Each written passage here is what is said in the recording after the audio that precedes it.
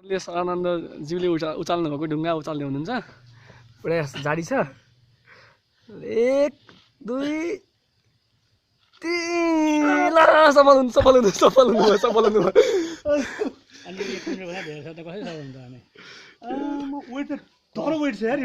अनि एटा के लाग्छ सानो छ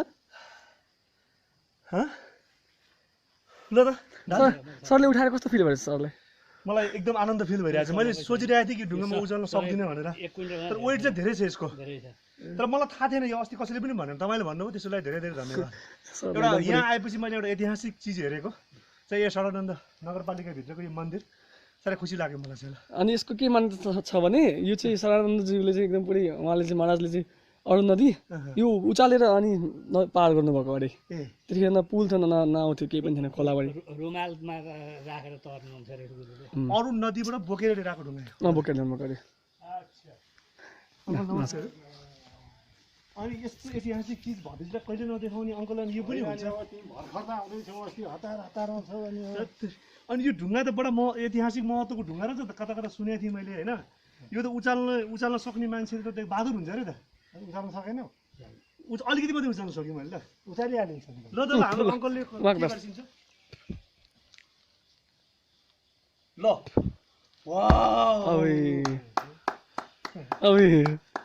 कुन आइडी लगाएर गर्नु? एकचोटि म प्रयास गर्छु, एकचोटि मेरो प्रयास जारी राख्छु न। ल एकचोटि अब त भुँडी ठुलो घर सक्यो हो, चिप्लिन्छ चिप्लिँदो रहेछ। कसैसँग यसरी यसरी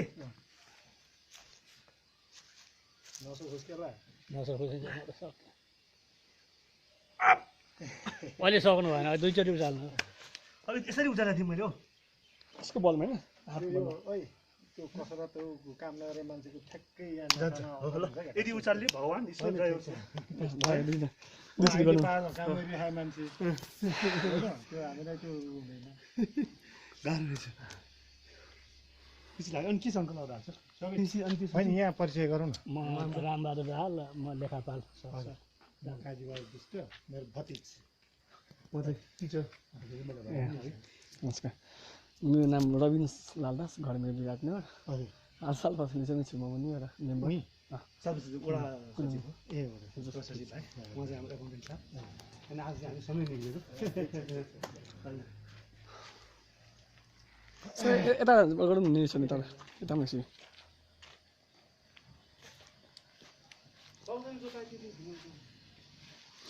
झाजीले यसरी नै उचाल्नुहुन्छ ठ्याक्कै।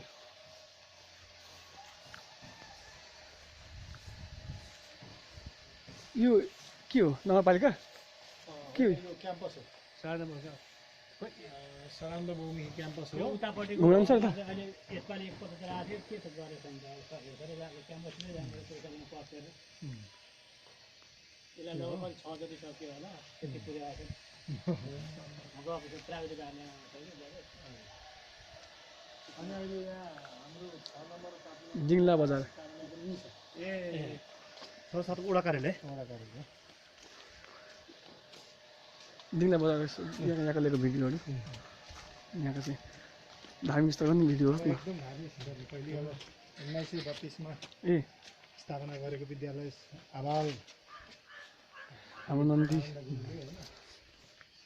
ढुङ्गालाई कोरेर हेर्नुहोस् न कस्तो लाग्छ। ढुङ्गालाई कोरेर बनाएको छ नि। सबै चाहिँ नि अब गुरु महाराजले चाहिँ यसो हातले छिन्दै सबै उचालिन्छ